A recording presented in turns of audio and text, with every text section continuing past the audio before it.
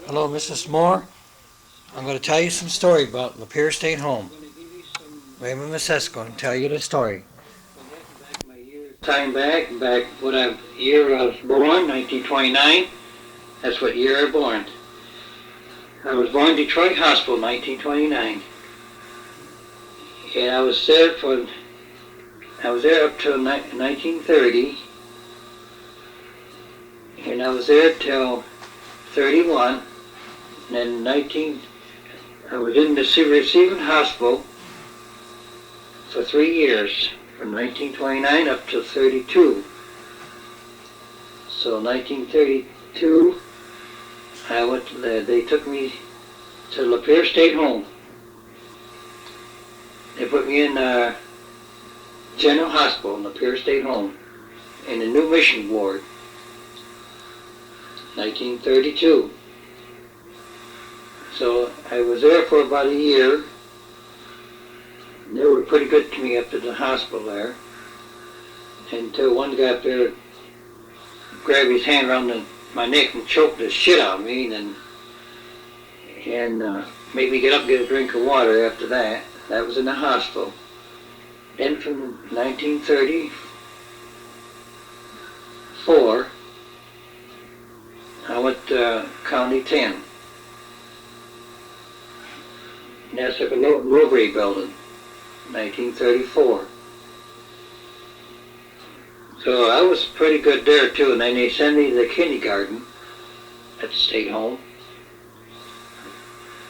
And Mr. McKenzie, he was pretty mean. He's the only supervisor in County 10 that was mean. Only one. The rest of the tenants there, they were good in County 10. That was 1934, and I started going to kindergarten school. And then to 1935, I was still in County 10. And I was still going to, and I started a little bit of school, 1935. So I done pretty good, but I'm awful slow learning in school, because I guess I wasn't brought up right. I didn't know what happened. Something went wrong with my mind. I don't know what happened. I didn't get enough schooling yet. 1935.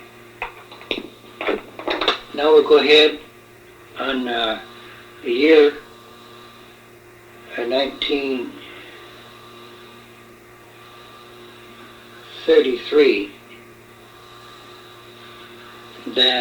When I was a baby, they mistreat me in the hospitals. Even though both hospitals did mistreat me when I was a baby. And I was told that when I got a little bit older, they told me I was thrown around when I was a baby in the hospital in 1933 no, 1932, in the year 1932. So in the year 33, I was put to institution, 29, 30, 31, 32. I was put into the Fair State Home. 1933, I went through that 33, I was put in Cottage 18. I think I told you that once about Cottage 18. I was treated pretty good there. And I was in 18 from 33, 1934, 1935. From Cottage 18, I was transferred to Cottage, just a minute, I was transferred to County 10, the low grades. I told you about that. County 10. That's the low grade building. They sent me to the kindergarten over there at the auditorium, right next door to County 10. Mr. McKenzie, I was telling you about him. And so I was in County 10 from 1935, 36, 37, 1938, I was there 3 years. I'd say 2.5 years I was in County 10. I used to have they didn't want to give me enough to eat in County 10. They were kind of starving me a little bit. They wanted to give me one helping of food to eat in County 10. And I used to cry all the time in County 10 when I was a kid, when I was around 5, 6 years old. I asked for, I'm hungry, I want some more to eat. They didn't feed me right, so I kept crying, so what they did, they just kept hitting me upside the head. Beat me upside the head. That was in 1936. So they hit me on the hand with a ruler because I want something to eat. They didn't feed me right. That was in 1936. Now we'll go ahead to 1937. I was still in County 10. They was getting ready to set me up for be transferred to the school building. That's over in the new cottages they built. New cottages was built 1936 and 37. They didn't reopen until I don't know what year they opened. 1938 and 39 they reopened them. There were 2 of them that had been open in 38. Cottage 37, Cottage 38 were open before I went over there. The first 2 buildings was open before the other 2 was open. The other 2 is 39 and 40. So there's 4 brand new school cottages there. 37, 38, 39, 40. That's all school building. So in 1937, they got me ready to be transferred over to Cottage 38. Last part of the year, 1937, I was transferred to 38. They sent me over to 38 to be sent to the school. Had me go to school. And we had Mr. Townsend was the supervisor. And Mr. George was a tenant. And Mr. George and Mrs. Brashaw was a women tenant. And I told her, she told me sit down. I said, well, I got to go to school. It's time for me to go to school. And she told me to go sit down. And I used to keep telling her I don't want to be late for school. Then she come over and grabbed me, pulled my necktie off my neck, and put my necktie around my neck and choked the shit out of me. She choked the shit right out of me until I turned blue, until I passed out. Now this is in Cottage 38. Her name was Mrs. Brashaw. That's the women tenant. Then we had another guy there, and he took me up to the shower room. In the shower room, beat me up every night in Cottage 38. He kept on beating the shit out of me, betting the shit out of me until I got my ribs all sore, good and sore, and I couldn't go to school because I had fractured ribs. I was beaten up so bad in Cottage 38. So that was back in 37 and 38, 1938. And Mr. Townsend, he tried to hold me back at my neck and throw me on the floor. He told me, get my ass up in the chair there. I said, Mr. Townsend, I ain't doing nothing. And the more I talk, the more I tell him, the more I say something to him, he'd take his foot and kick me in the face and call me all kinds of filthy names. So I turned around and called him a goddamn son of a bitch. That's what he is, a son of a bitch. So he just beat me up that much more.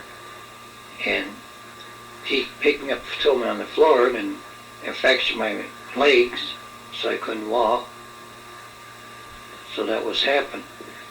Oh, another thing I want to tell you about. One more thing I want to tell you about 1936, when I was still in County 10. one of the boys chased me out the road. I got hit with a car. Got run over with a car. Had two legs fractured. I couldn't walk for a month. And bad back and eye cut open. And I couldn't get on my feet and walk. I had to stay in the hospital for 3 weeks. And that was in county, and I was still in county 10. That was back in 1936. I had some more things to tell you in 36. I didn't finish the story in 36. It's one of those old 1931 Model A pickup truck hit me, run me over, and I was hurt bad. Okay, now we finish up to start 1938. Now I'll go back on 1938, finish that up. So that's what they did to me.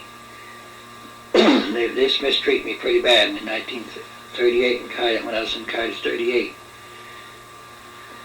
Then now we go to 1939. We'll go ahead on 39. I was getting ready. They was getting ready to set me up for school. I was going to school class. 1939. I was going to Mrs. Keegan class. I was going to Mrs. Calver class, Mrs. Dobson class, Mrs. Helen Dobson. She's the only one who was the best teacher in the whole school. Mrs. Calvary was the mean son of a bitch. Every time we turned our heads around, she'd come up there and hit us over the head with a ruler. And she hit me over the head and put sores in my head when I was going to school. Her class was in the afternoon class at 1 o'clock till 2. Mrs. Dobson's class was 2:30 till 3:30. And the morning class was Mrs. Keegan. I was going to 9:30 till 10:30. And 11 o'clock I was going to the junior band from 11 to 11:30, half an hour. That was in Cottage 39. This is classes I was going to. Now I didn't get enough schooling. So I'll tell you more about it when I get up in the 40s, 1940s. So they were pretty mean to me in school too. They wasn't too good. So the more they hit me in school, the more they hit me in the other buildings, the more they keep on beating me. I was beat up so bad in Cottage 38, and the more I get beat up, the more worse I get. I couldn't learn. Take me much harder to learn. Try to learn. Okay, now we go. The year, last part of 1939, October, I was transferred to Cottage 40.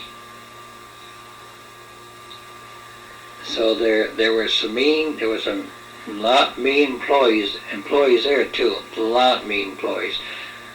Mr. Patton. Now he grabbed me just about maybe every 4 days, maybe every 5 days. I don't say when because it's too hard to remember all these things way back. Maybe every 2 weeks. I don't know. He likes to come up in and take his hand, choke me around my neck, and choke the hell out of me, and hit me in the ribs, and kick me in the hind end. He likes to do that just to have something to do, and he does it to the other boys, and this is what happened. Now we'll go ahead on the rest of our story. 1940. 1940, I started getting sick and go in and out of the hospital when I was 1940. I was 40 years old then. No, not 40 years old. I meant to say I was 10 years old. 10 years old, 1940. And started getting sick because I'd been beat up so much when I was in Cottage 38.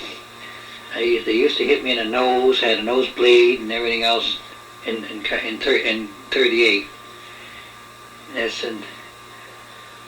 That's back in when I was in cottage 38. Now I'm in cottage 40 now. And now we go to the year 1941. So just a minute, I'll be back to you just a minute. Okay, now we'll go ahead back and rest our story now. About 1941. Back in 41, I was still going to school. Start 41, 42, 43, and 44. I was going to school for 4 years. I couldn't finish school because I've been mistreated so much. I've been mistreated in school, been mistreated in cottage 38, been mistreated in cottage 40. So 1941, I was still in cottage 40. And Mr. Slough, now he was a supervisor in cottage 40. And he used to get at me, and he could put me in punishment. He didn't have to take his keys and hit me over the head with his keys, or a bunch of keys, and cut my head all open, and had sores over my head. Right now, I still got sores in my head now. I still get them. I still get them off and on right now, because I had to take medicine for it. Because I'm cut all the years I've been hit in the head and been cut all the time. So that's done some damage right there. That was back in 1941. I got a few more things I got to tell you way back in 1938 and 37. It's hard to remember all the things what happened. There's a lot more to it. They used to... I already told you about the shower room. He used to take me in the shower room, beat the shit out of me, and they used to take me in the shower room every night and beating on me, just about every night. I don't say exactly every night. I said just about every night. I say about every 2-3 nights, maybe once a week, because they say I don't do right in the building. Now we go to a smaller story. 41. They used to put me outside in the wintertime to play with the other boys in the snow. And we had one of the tenants out there, and he used to jam me down in the snowbank and wash my face with the snow, just to get me hollering and screaming all the time. That was back in 1941. 1942, they would accuse me about some few things. Year 1942, they used to push me down the steps. I used to have my foot hurt, and I had it get it bandaged up so I could walk on it. That was back in 1942. And they put me in the... I was still going to school, 1942. Then they put me in the... I was still in the band, playing the band, 1942. There was a senior band, was a junior band. Learn how to play a horn. That's what I went to school for, learn how to play music. Okay, we'll go on some more stories. Back year 1942. Now we finished 42, we'll go 43. 1943, I was going to the band in the afternoon, 2:30 till 3:30. They used to take the bench me at the band, They try to force me to learn to play music. They get mad at me because I keep making mistakes. And I told the bandmaster, his bandmaster's name, Mr. Prather. Mr. Prather is the bandmaster at the band. And I told Mr. Prather, that's why I come to band for, to practice, to learn. That's why I come to band for, to learn. So he got mad and he took his cue stick, what he used for band. He come up there and hit me in the head with it. So next day I got mad and put one of the screws in the horn, screwed up the horn. So he kicked me out of the band, so I couldn't go to band no more. So when every time somebody beats on me, everything else, when they do that, I'm going to get nasty too. I am. I'll just mess up the music instruments. So that's what I did. I got even with him. So I put a screw in the horn, screwed the horn all up. So he kicked me out of the band, so I didn't go to band no more. That was 1943. Then he called the Cottage 40, called Mr. Clow.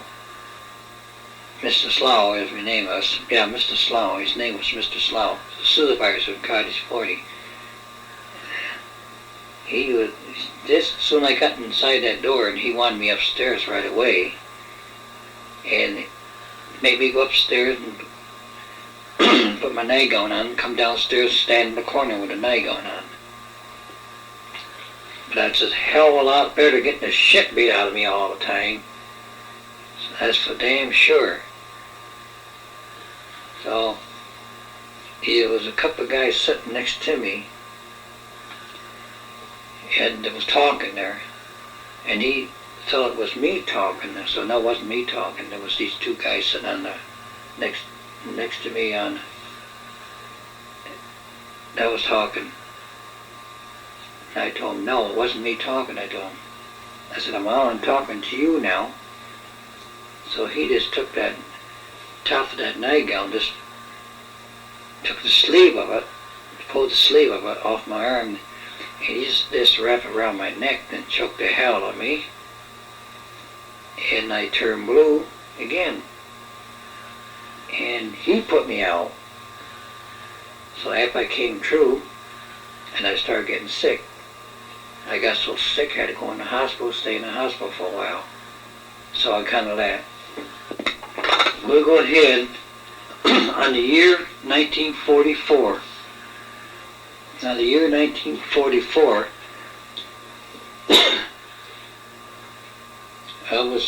the school was out during the summer months.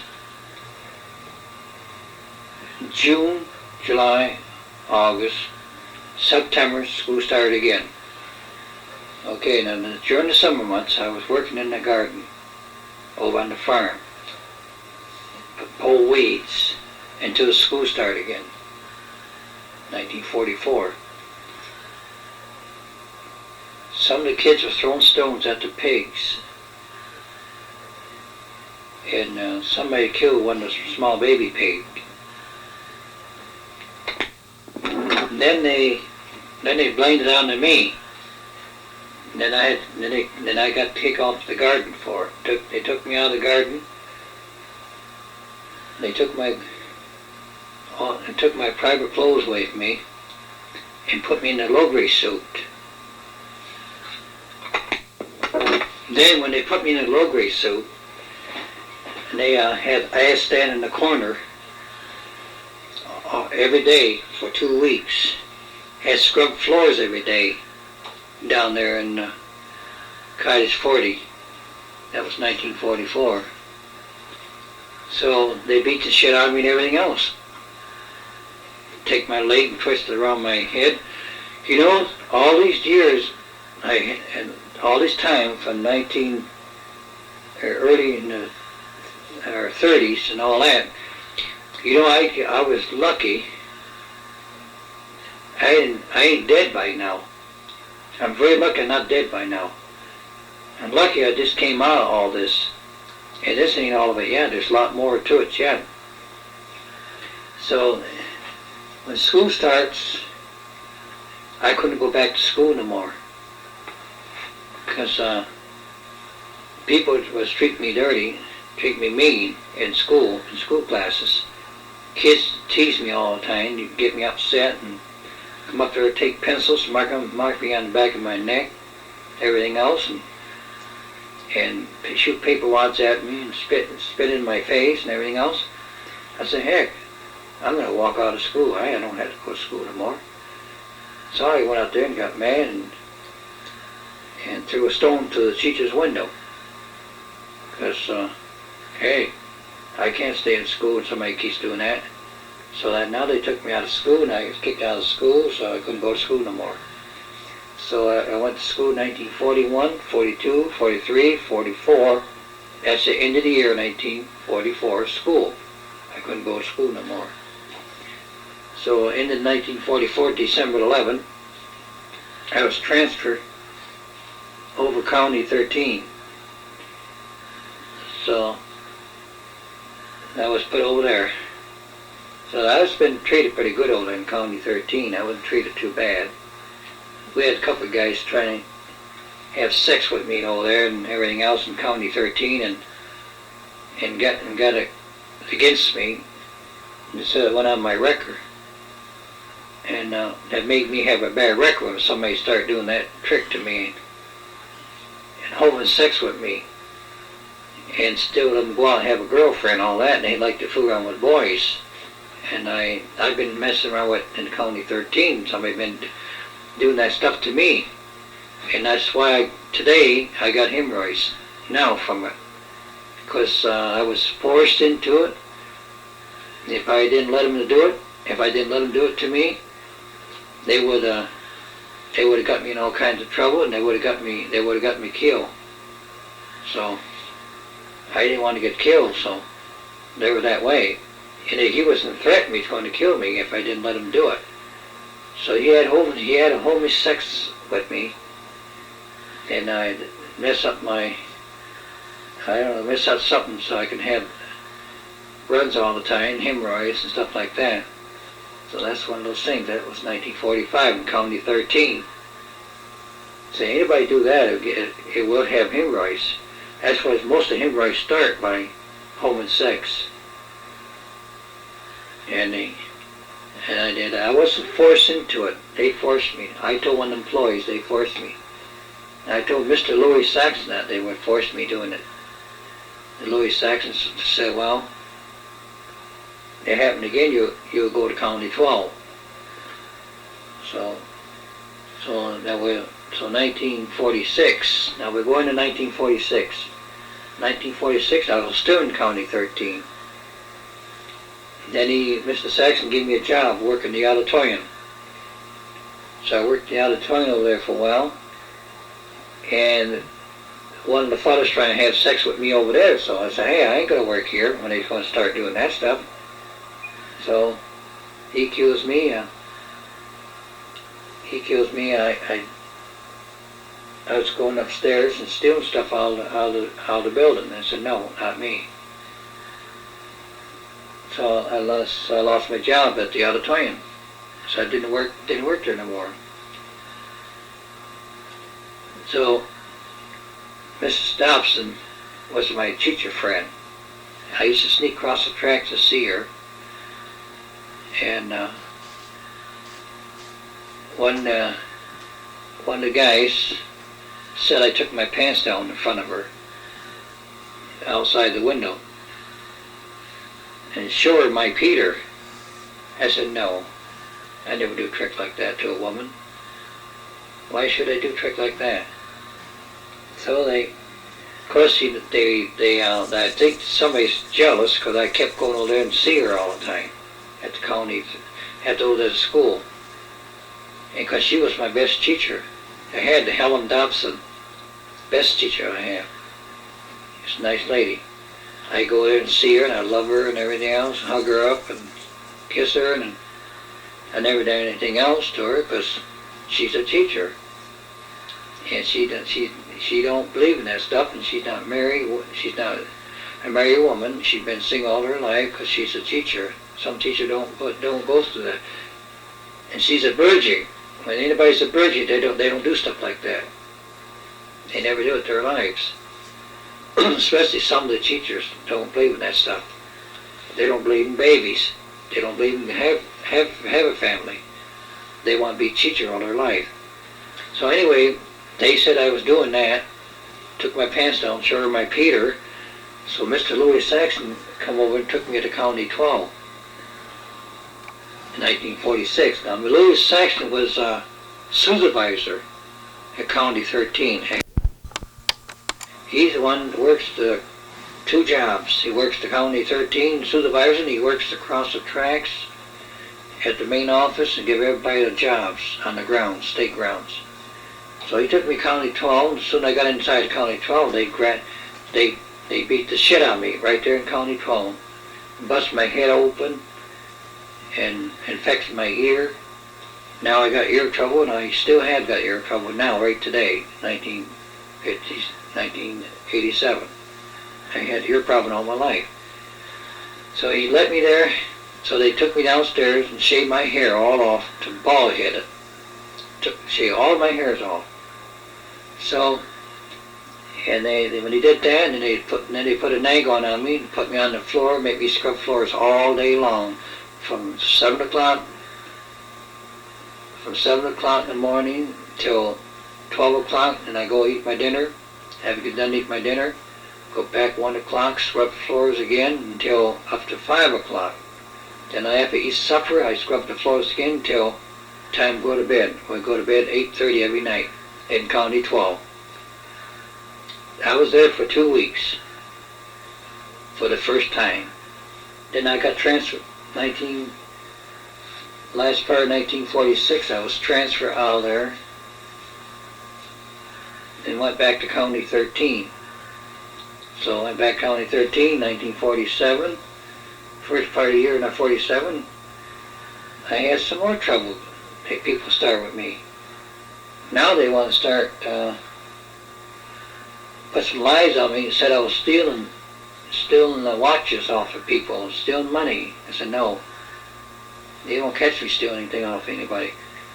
I want to learn to be on the outside world one of these days.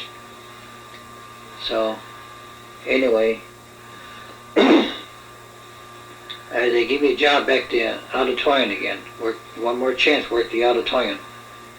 So I started going back to work at the auditorium again. So what happened? I don't know what happened. I had a job there. I didn't get no trouble, anything like that. Then when I went back to County 13, I was supposed to go over there Sunday afternoon, take down the Sunday school chairs and put them away. Instead of that, Mr. Ralph in the County 13, he was one of the attendants there. And he didn't want me working in the auditorium. So he pinned some lies on me. He said I was going to hit him on the head with a wrecker. But I should hit the son of a bitch with the wrecker. I should have done more than that to him. I should have went out there and poked holes in his tires on his car. What I should have done, what he did to me. Took me down to County 12 the second time. It's the second time he took me down to County 12, and I didn't do anything at all. Just all I did, I was howling and raising hell. That's all I did. He didn't like that. He said I was sassing him back and calling him names. Now, sure I sat him back and called him names. But he's a dirty, rotten son of a bitch. He's the one who took all my privileges away from me in County 13. So I couldn't go nowhere. Couldn't go to shows. Couldn't go to dances. I couldn't do nothing. Couldn't go outdoors, nothing. He made me stay in the building, wash walls 7 days a week. Sundays, no. I want to go to Sunday school. I want to go to shows. I want to go work someplace, make some money. No, I couldn't do that. So he made it miserable for me. So he took me down, him and somebody else dragged me down to County 12 again. And the first part of April, I think it was, now just a minute. Yeah, it was first part of April. It was Sunday, early Sunday afternoon. He took me down to Colony 12, and they were down there waiting for me. And as soon as I got in, they knocked me right on my ass. First thing they did, they hit me right in the chest, put me out, knocked me right on the floor, cut my head open again. Right in Colony 12. Colony 12 was a rough building. Colony 12 was a punishment building for the boys. Cottage 28, punishment cottage for the girls. The girls don't get treated half as bad. The boys do. The boys get it worse. They got men employees in County 12. They're strong when their women's are. Well, anyway, they beat the shit out of me down there and kicked me in the guts and everything else, and I couldn't get up for a while. And I was just staying there, suffering, and I'd say, the more I tell them kiss my ass, the more worse they tell me, the more worse they kick me. So hell. So I was punished there for a while, and then I was there. I was on the bench for 30 days on the bench. No talking. Fold your arms, sit there all day long. And scrub in the morning. After the 12 gang gets out, I scrub from 8 o'clock till 11. Then get back on the bench. Wait till dinner time. Then go to dinner. Then come back on the bench again. Get caught talking on the bench, they put you on the floor, scrub in one spot all day long. Just like you're polishing the floor. One spot, you can't move. Just stay that one spot all day long. Just rub and rub and rub.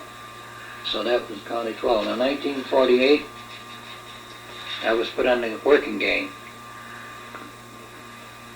Because I was a good behavior on the bench. You could be a good behavior, they put you on the working gang. And these guys were smoking on the gang. They accused me smoking on the gang. I don't smoke.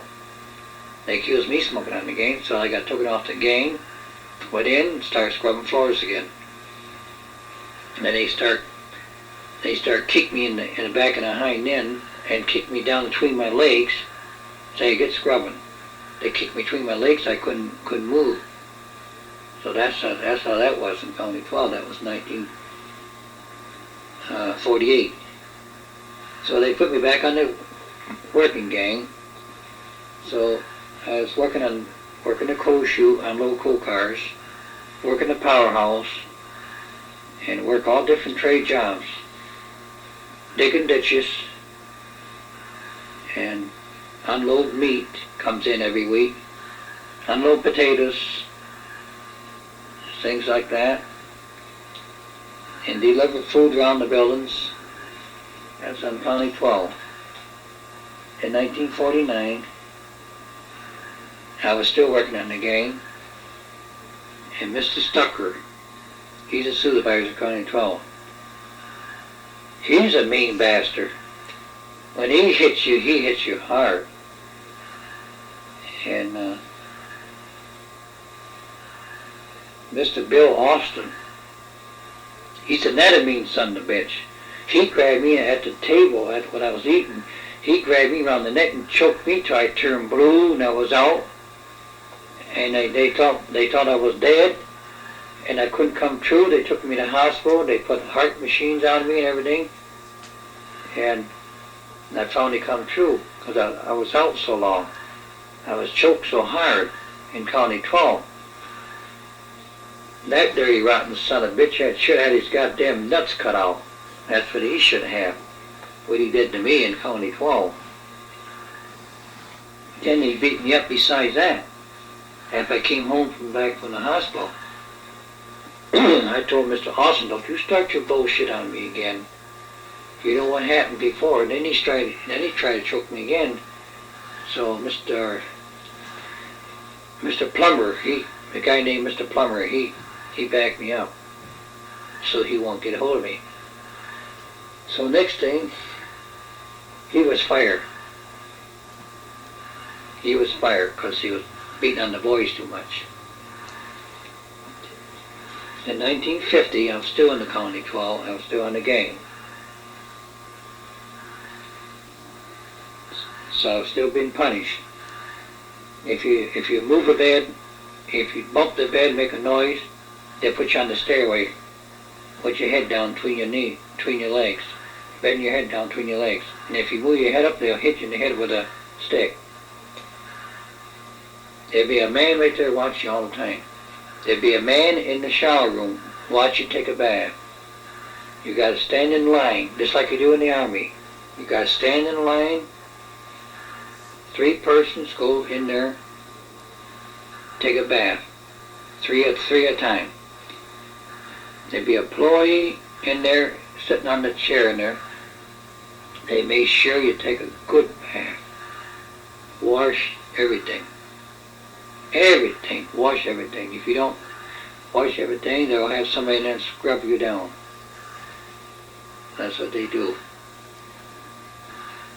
So one day, they took me in and scrubbed me down. They shoved soap in my mouth. And I tell you, it's sickness. It's very sickness. 1951, I was still in County 12. So, anyway, 12 was very rough. If you make one move in there, they beat the shit out of you every time. Just like I told you, just wonder I'm not dead by now. All the time I got hit in the jaw, and my jaw swelled up. They loosed some of my teeth, so it got loose. Very few things happen. That's how I lost this one tooth in the front, because it's been loose so many years, because I've been hit in the mouth, in the teeth. Been hit in the teeth and been bleeding. That's what happened. That's 1951. In 1952, I was getting transferred out of County 12. Going into an open building. Yeah, try me out, give me a chance. Open building, with all the be treated a little bit better. I wasn't treating it better in 52 in County 6. Now I was transferred to County 6 out of 12 to give me the chance to be in an open building to see what happens. So they put me in the County 6. The next day they put me on the paint gang. Worked on the paint gang. I started proving. 52, I started proving. And Dr. Raymond in County 12 came over. Dr. Raymond came over County 12 to see me, to talk to me. See, I'm going to have you come to staff. So I went to staff. He gave me a social worker to take care of my case all the time in County 6. So this is in the 1952. So he talked to me. So I went over to see my social worker once a week. She wants to help me to get straightened out, so I get out and stay home one of these days. When I stayed, I got out of the home. It took a long time to get out of the home. I still went through a lot of hell, and a couple employees to stop me from getting out of the home. I could have been out of the home.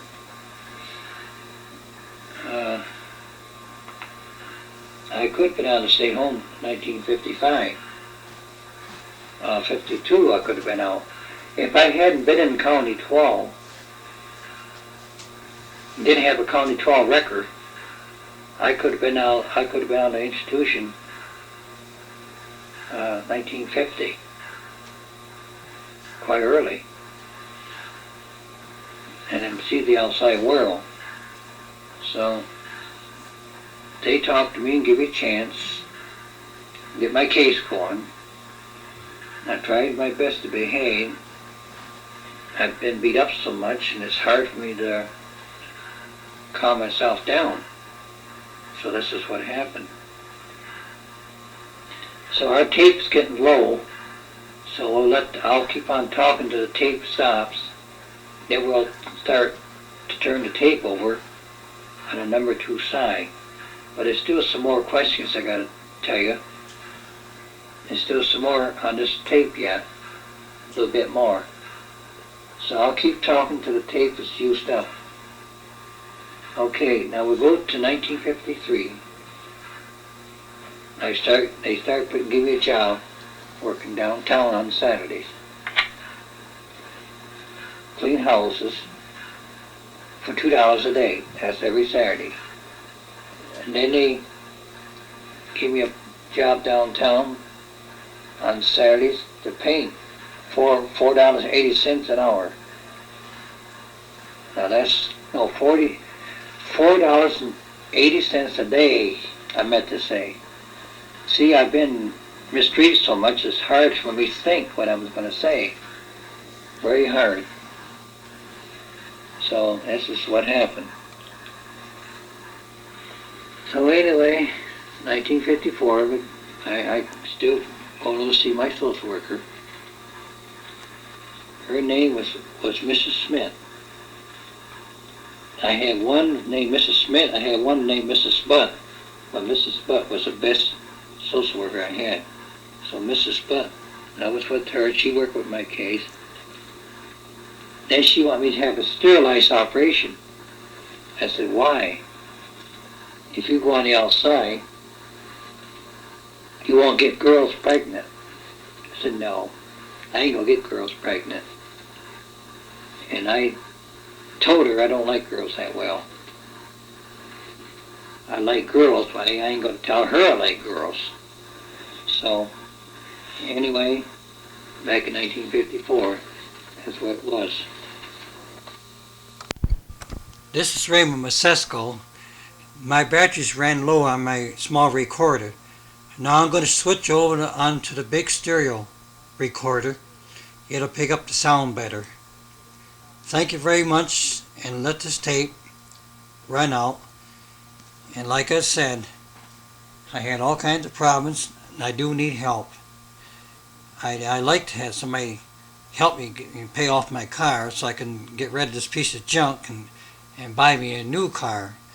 And I got ripped off so much, and I had too many problems with this car keep breaking down on me. This car had been breaking down on me for 2 years. I put over about almost $1,000 repair for 2 years because I've been ripped off so much.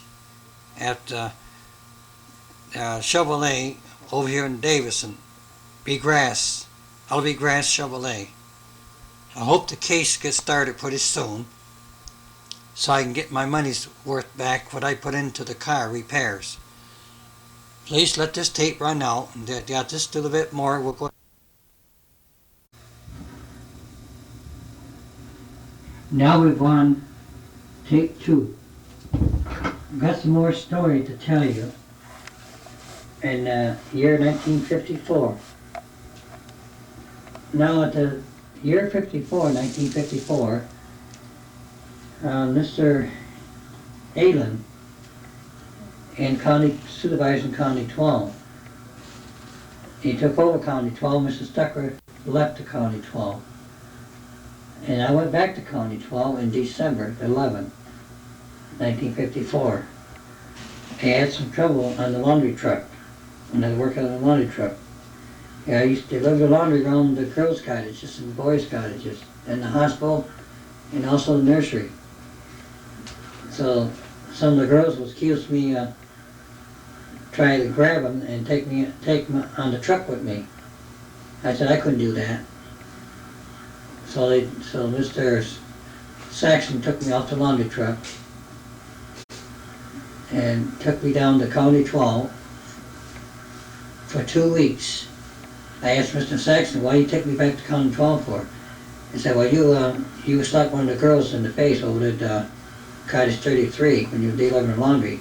No, I told him it wasn't me, it was the other guy. Fight with his girlfriend, not me. So Mr. Saxon said, well, the girl said it was me. So I went back to County 12 and stayed there for a couple of weeks, and they let me back out and put me back on the laundry truck. No, I didn't go back on the laundry truck. They put me back on the paint gang. I said I didn't want to go back on the pain cane. I got sick on the pain cane. I had infection liver back to 1953 on the pain cane. So I didn't stay on the pain cane. So I asked Mr. Saxon, can I go on the laundry truck, back on the laundry truck? He said no. So you want to go back on the, how about you go on the soup truck? I said, no, I don't like work on the soup truck. I like work on the laundry truck. So he wouldn't put me back on the laundry truck, so he put me in back on the paint cane, and I started getting sick all over again. So I got upset and I threw a brick through the window. So he took me back to County 12. I stayed there for 2 days for throwing a brick through the window. So when they took me back there 2 days, they put me in a cell, locked me up in a cell. Then they gave me a slop jar to use in the cell. I asked for a drink of water. They wouldn't give me no drink of water, so I started raising hell in the cell. So they come in the cell and beat the shit out of me in the cell. Pound my head on the floor, cut my head open. That was in County 12. I asked them for a drink of water. It was too hot in that cell there. I wanted a drink. So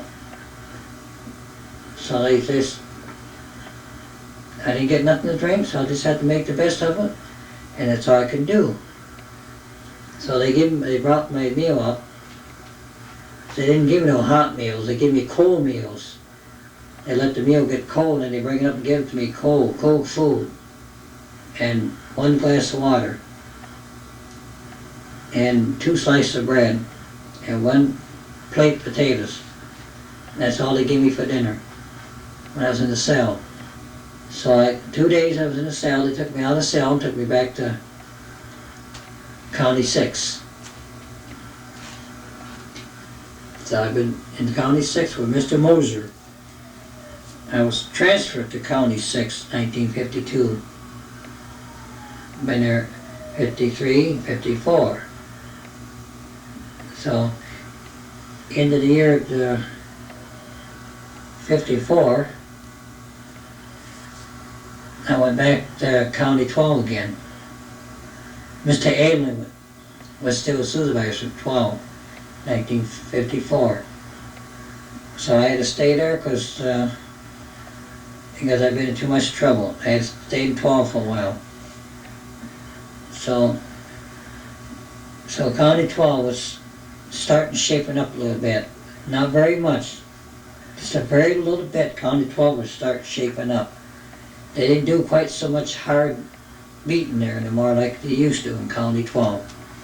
It's a lot more punishment now. It's a lot more scrubbing. They'll tie the hand behind you. Make you sit on the steps, put your feet up on the second steps, put your arms up in the air, and they get damn good and tired. If you put them down, they'll come down there and throw water on you. So they don't beat you too much anymore in County 12. It's starting to change them. So anybody gets in trouble now, they'll give you a shot. They'll give you a shot, make you drink a whole pitcher of water, until you puke your guts right out. I mean, you puke your guts right out too, until you're sick. When you're sick for a couple of days. That's what they do to you now.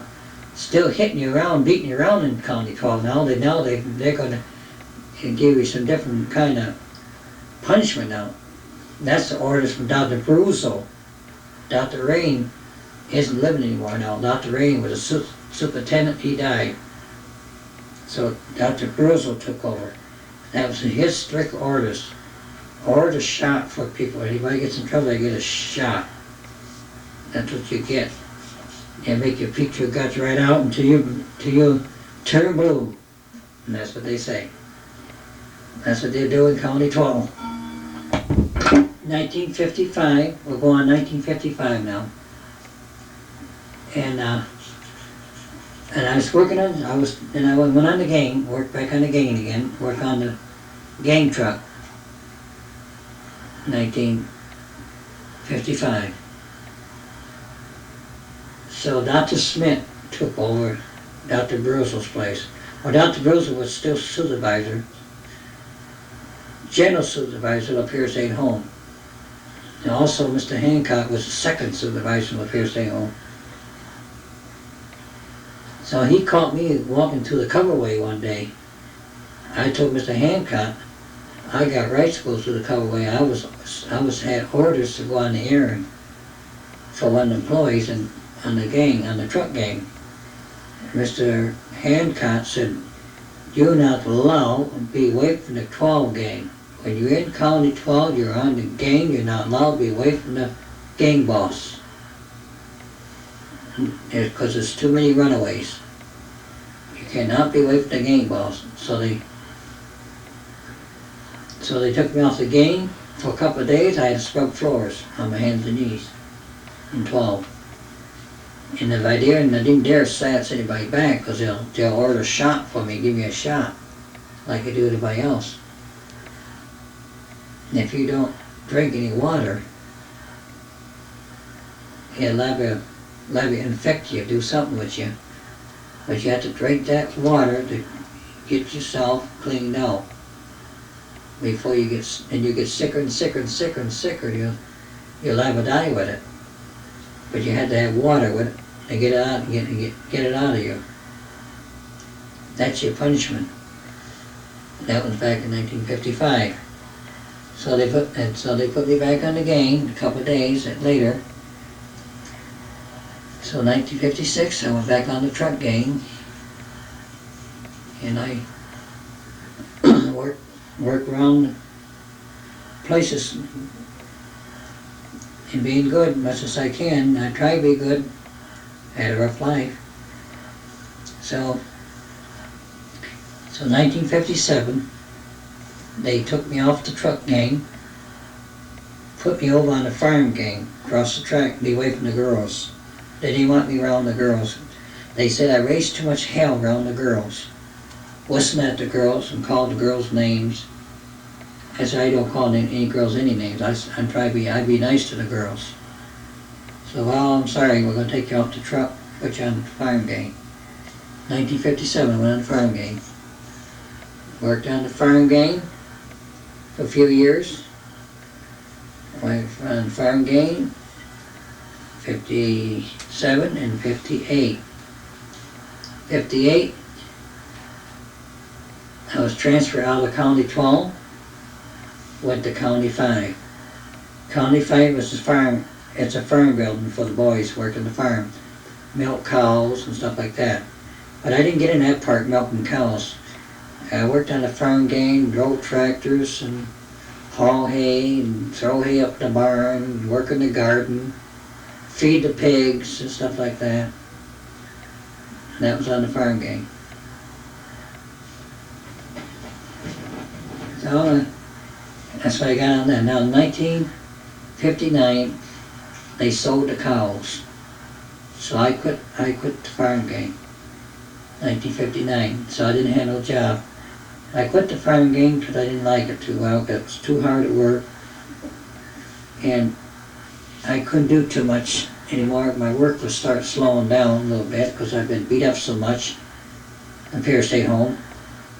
And so in 1960, Howard Skinner took over supervisor in County 5, Bob Kellier. Bob McCullough, he was supervisor, he retired. So he retired, and Kirk Simpson took over for a little while, and then Bob McCullough retired. And then Howard Skinner came on to Cottage 39. And that's one of the buildings I used to be in. But I wasn't in the 39, I was in 38 and 40. So I wasn't in there, and so Mr. Skinner came in, and Mr. Skinner helped me. And County 6 was getting better. County 6 wasn't too much. I didn't have any trouble in County 6. So Mr. Skinner helped me out, took me on the staff, talked to Dr. Bruzel to help me get downtown services, so I can have downtown services. So Dr. Smith was the head of the staff. So he told me, do you see any girls? Did you go around the girls? I said, I see the girls at the school when I go over there to Sunday school in the afternoons. I don't bother the girls. I go to dances on Wednesday night. I don't bother the girls. So Mrs. Smith said, well, okay, I'm going to try to give you another chance. We'll take you off the farm gate and bring you across the track and put you in the shoe shop, working the shoe repair. If you prove yourself in 3 months, we'll give you downtown privileges.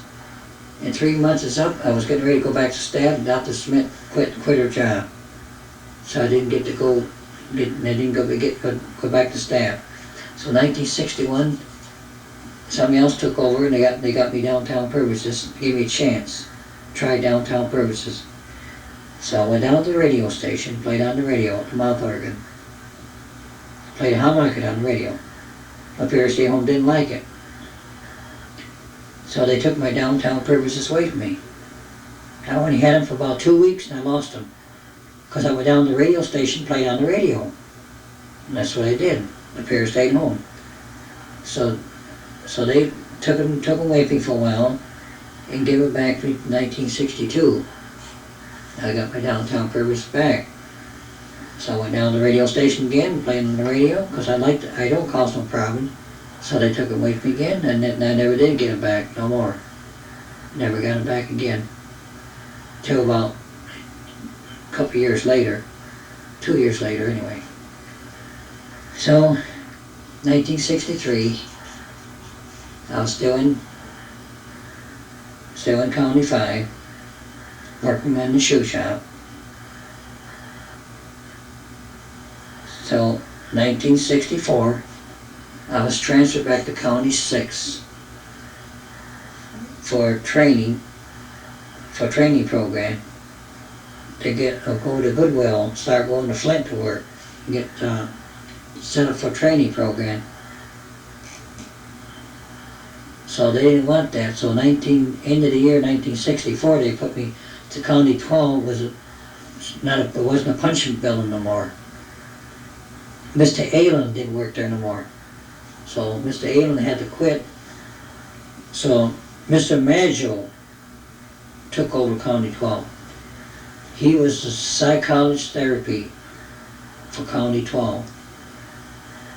And Dr. Bruce was the head one for the County 12 psychologists and social workers.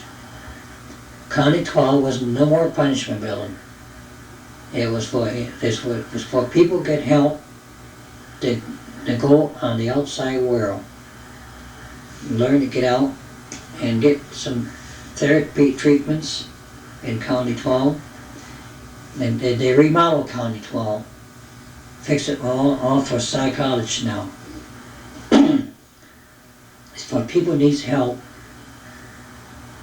to get ready to go out, do some change now. 12 is proven now.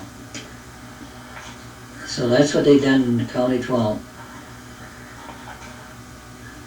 So 1965, I was in County 12 for a year and a half. I was there for therapy treatment. I didn't get no shots or anything like that. They quit the shots out, no more shots. Only kind of shots they give you now, they put you to sleep for about 3-4 hours. That was for your help, your treatments. But I never had that. Mr. Major said I should have it because of all the trouble I've been into. No, the reason why I've been in so much trouble because I've been picked on too much. And then I had the shit beat on me all my life. You must say all my life because we're talking about 1966 now, going up to 66. So, 66, I got my downtown privileges back. Then they had them for 2 days. They took them away from me. They said, well, you can't have downtown privilege when you're in County 12 and having therapy treatments for your health. No, you can't have it. So they took it away from me again, so I didn't get it back no more. So that was 1966. So February the 12th, 1966, I started going to Goodwill back and forth on the bus, back and forth, up here, staying home, back and forth, 5 days a week.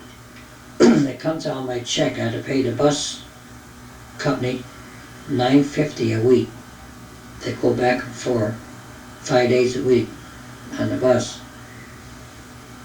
So 1967, they put me out on parole into the foster home up on Pay Street.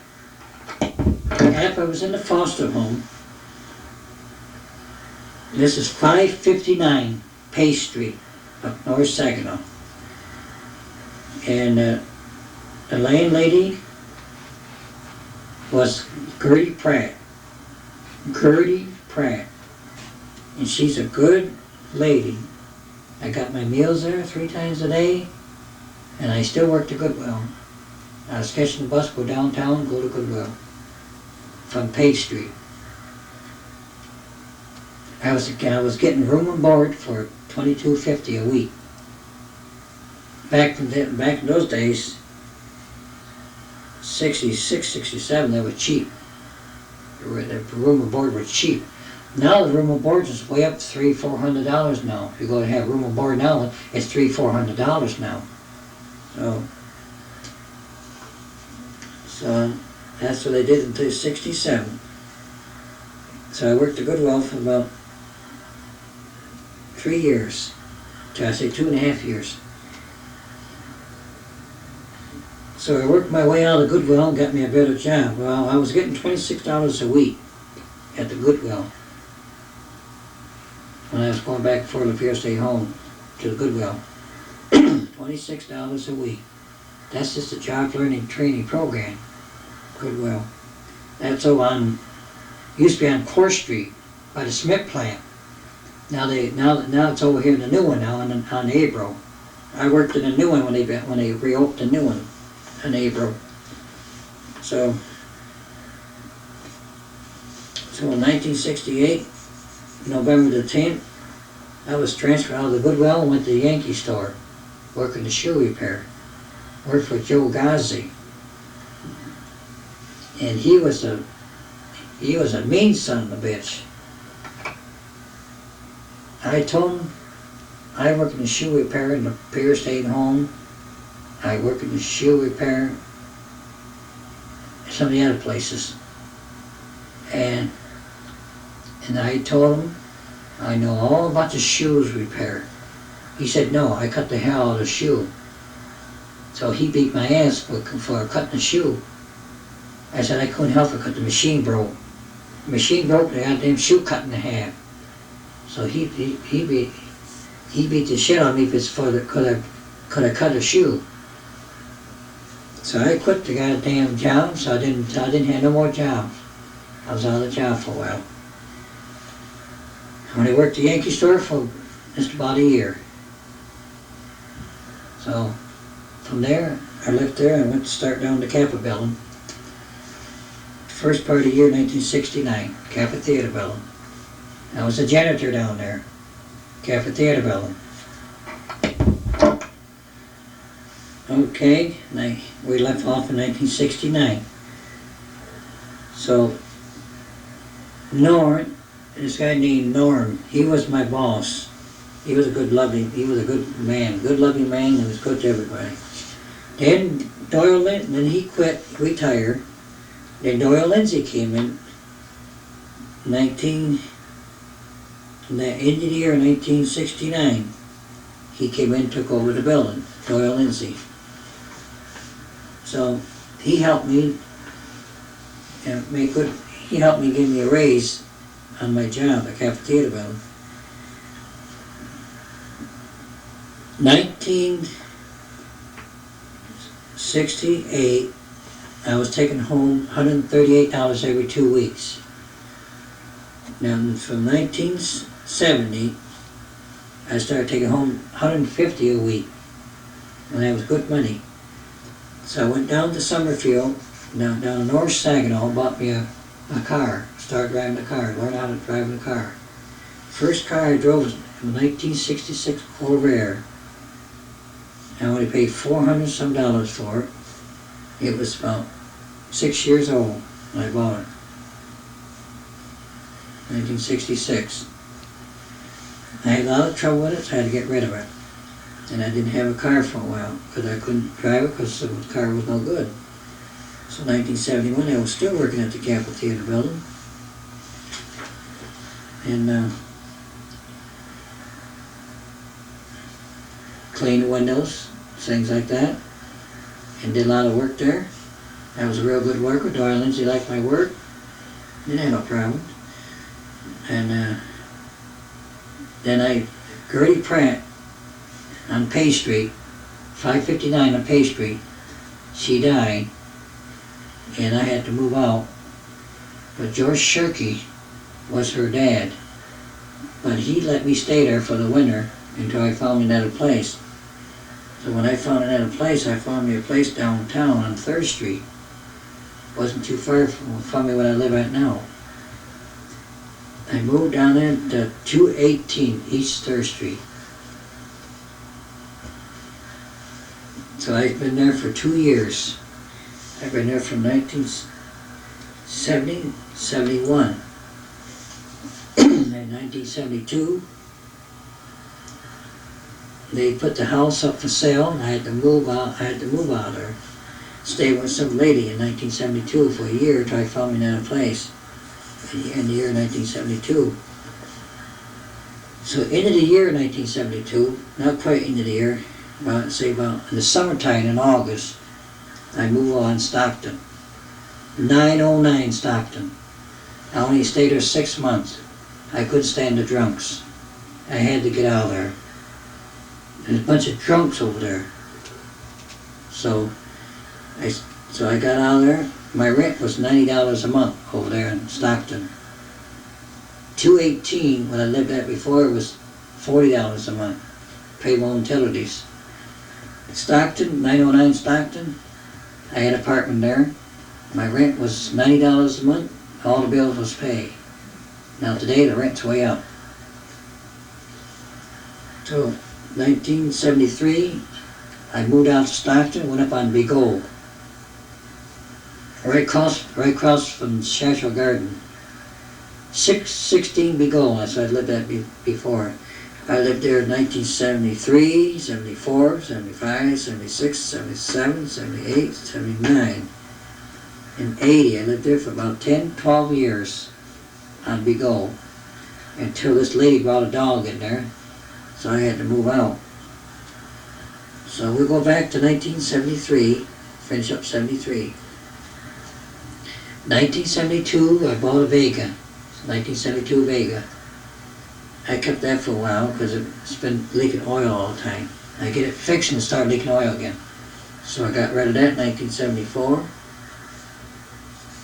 and bought me 1974 Vega again, another Vega. And that was alright for a while. So I kept that for a while until 1976. So I got rid of the Vega. So I worked at a Capitol all these years, 1974, 1975, in 1976 I was still at the Capitol. And Doyle Lindsay quit. He went to Florida. George Fair took over. When I worked at the Capitol with Doyle Lindsay, I was getting all my benefits pay. I was getting my Blue Cross pay, I was getting my life insurance pay, and dentist pay, and everything was paid. Made good money besides. So when Doyle quit, Cali Mortgage took over the building, and Doyle Lindsay went to Florida, and Mr. Fair bought the building. 1976, Mr. Fair bought the building. So he took my Blue Cross away, He didn't want to pay Blue Cross, he didn't want to pay all the benefits. So he cut me down $150 every 2 weeks, Mr. Fair did. That's all he paid me, $150 every 2 weeks, take home pay. I couldn't live on that. That was 1976, I was still living on Vigo. My rent was $130 a month on Vigo, all the bills was paid. So 1977, Mr. Fair didn't want to pay minimum wage. He didn't want to pay the minimum wage. So I went and got a legal aid lawyer. His name was Tom Bonkers. And he was the legal aid state. I didn't have to pay for it to see him. Anyway, so I sued Mr. Fair, get much as I can out of him. And Tom Bonkers set it up for $11,000. Because Mr. Fair was carrying a gun. Mr. Fair was threatened to shoot me. Because he claimed I was giving him all kinds of problems. I told Mr. Fair I didn't want my pay to be cut down because you took over the building. So he pulled the gun out, so I called the police. And police almost arrested him, and police told me he ain't got any rights to point a gun at me. So they took the gun away from Mr. Fair, and Mr. Fair had to go spend some time and spend a couple of days in jail till he went to court. So I went to court right on with him, and I told Tom Boggers I wanted to sue him. And Tom Boggers tried to get much as he can on Mr. Fair, and Mr. Fair wouldn't do it. So they settled. So they settled up for $2,500. I didn't get my settlement until 1982. So I started on 1977, didn't get it till 1982, my settlement. So it was $2,500 I got from Mr. Fair. He had to pay me all the back pay he owed me. He screwed up my unemployment. I couldn't get no unemployment. He screwed that up. He laid me off 1980. No, 82 he laid me off. And he screwed me up, I couldn't get no unemployment. So that's why he was suing for $11,000, but it didn't go through, so we got that taken care of. So 1978, got rid of my 74 big, got me 76 Noble, kept that 2 years, traded in, got me 78 Noble, and I kept that one for six years. And got rid of that. 1979, I was still working for Mr. Fair. 1980, okay, I'll go back to the story now again, about 1980. I was still working for Mr. Fair, and Mr. Fair was pretty rotten to me. He gave me all kinds of problems. He wanted me to work my ass off just for a little bit of pay and put all the extra work on me. He wanted to put me in a Kappa Theater too, working there too, and then plus my own job, and still pay me the same wages. No, I didn't want it. So 1981, I was still there. Now, 1982, that's when my settlement came through. And so now we're going to finish up to 82. So ever since I've been in Flint, everybody took advantage of me. So 1984, now 83, I was still working for him. No, I don't. I got fired from Mr. Fair, 1982. So in 1980, I had to go down to social service, get some help, get on the food stamps, get on Medicaid, went to Social Security, and get some help on Social Security because I got hurt on it. And I had a lot of problems, back trouble, feet trouble, ear trouble, hernia, and sick all the time, off and on, headaches and passing out and stuff like that. And so they put me on disabled. So 82 I went on disabled. Social Security SSI. So I didn't work 82, I didn't work 83, and I didn't work 84. The manager in the building, where I'm at now, I got moved off to Bigot, went to Clifford Street. No, 1980, I moved off to Bigot, went to Brownell for 1980, 81, 82, 83. So I went to Brownell, lived there, and the rent was $175 a month. Food, I had to pay food for $40 a month, plus food. And plus I was getting $10 a month food stamps. And the bus driver named Shirley Fike, and she took my $40 and took my food stamp and buy groceries to feed everybody in the house, the whole house. And plus charged me $175 a month.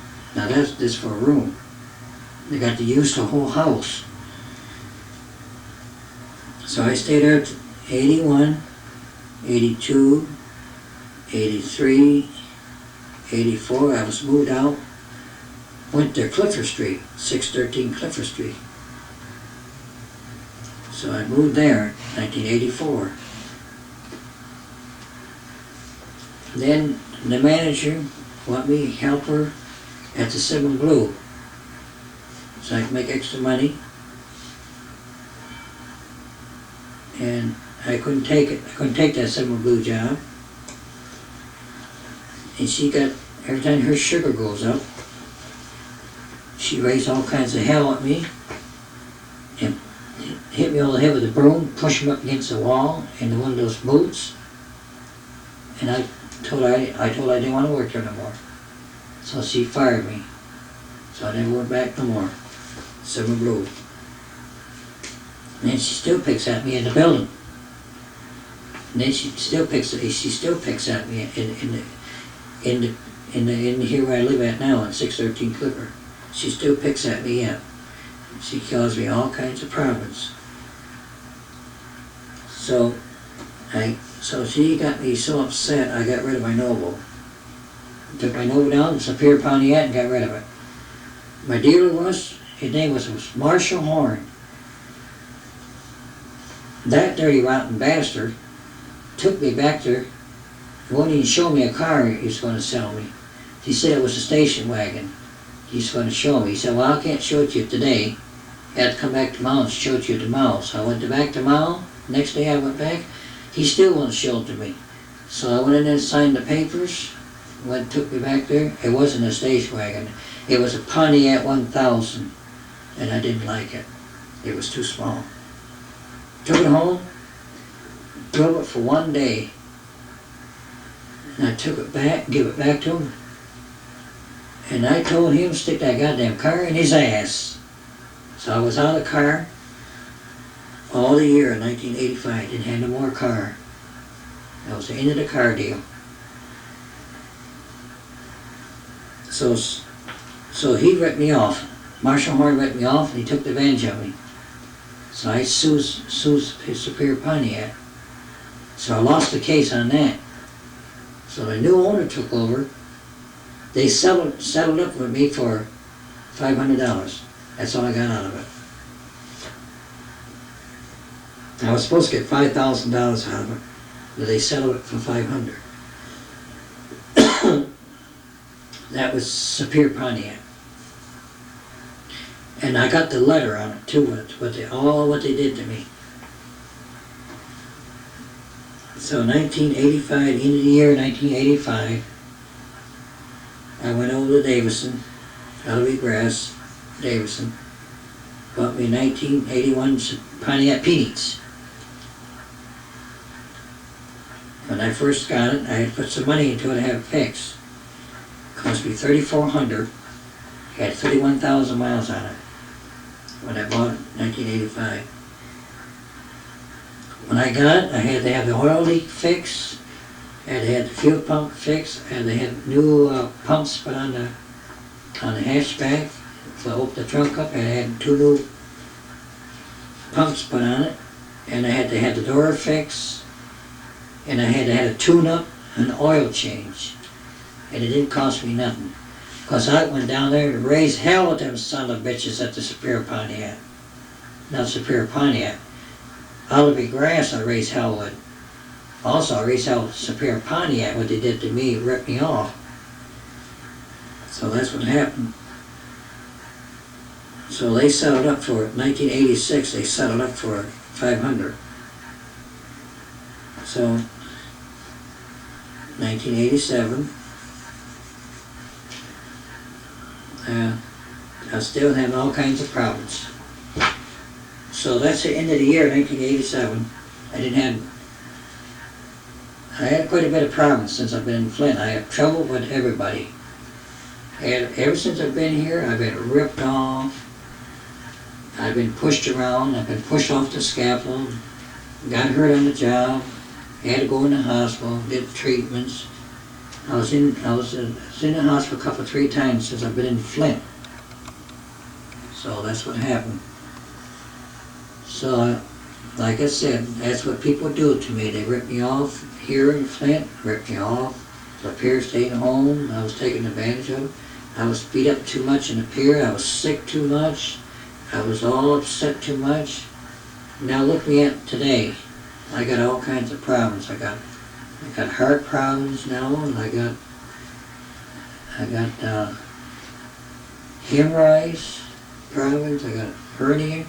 I got ear trouble. I got back trouble, leg trouble, aching feet trouble, and I got arthritis in my fingers, and I went to Mount Foundation class here for a little while. I was learning a little bit better. This is a night class, Mount Foundation. So I guess that's all the story I can tell you now.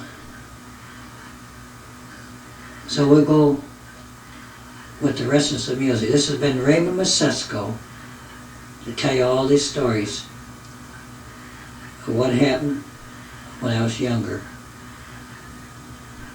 My mother and dad didn't want to take care of me. They did put me in there and left me in there, and I never seen them since.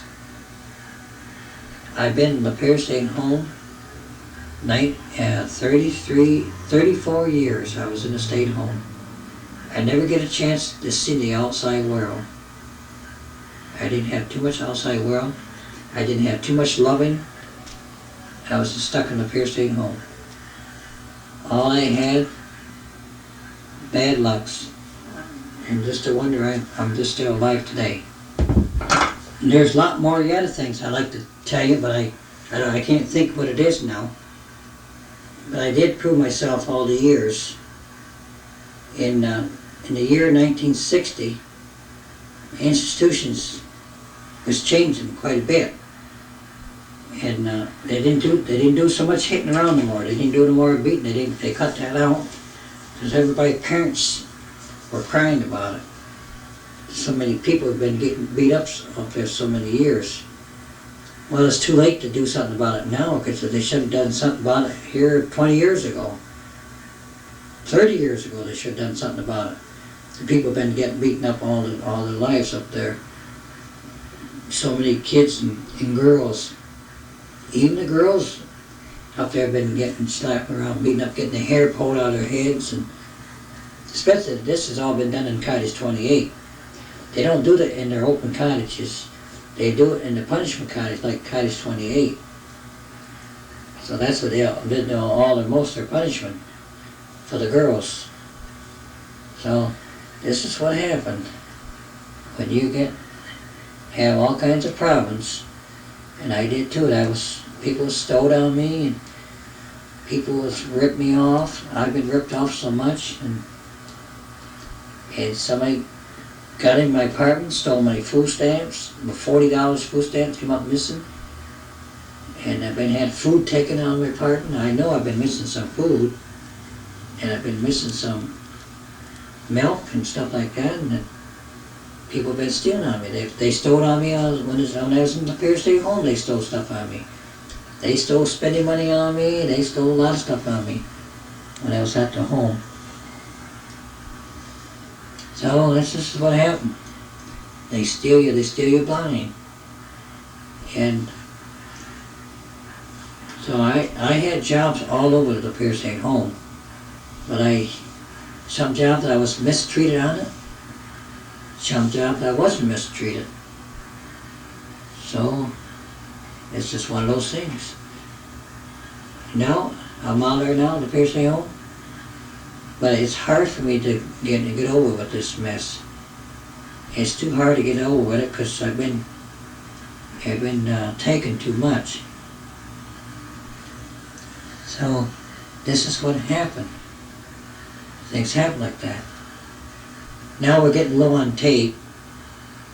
You're going to have to let this tape run out and start on the other side, number 1.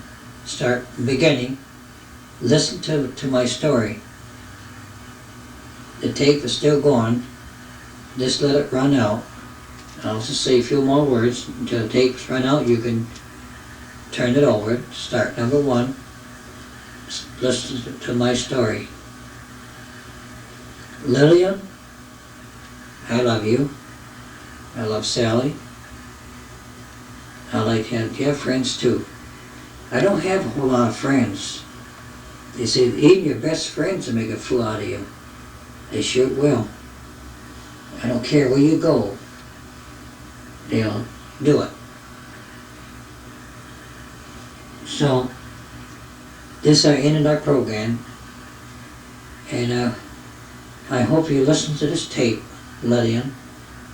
Understand all the problems I have. Tell you again, let the tape run out until the switch shuts off. If the switch don't shut it off yourself and turn the tape over. This has been Raymond Messesco. Thank you very much. I hope you will like this tape, but I don't think you're going to like this tape. I know you won't like this tape. And you ain't going to like the things I said in it, because I can't help it. I was this way all my life, and it's hard for me to get over with this. I cried so much. All these problems I had all the years, and you can't take those things. So, thank you very much for listening to me. This has been Raymond Messesco.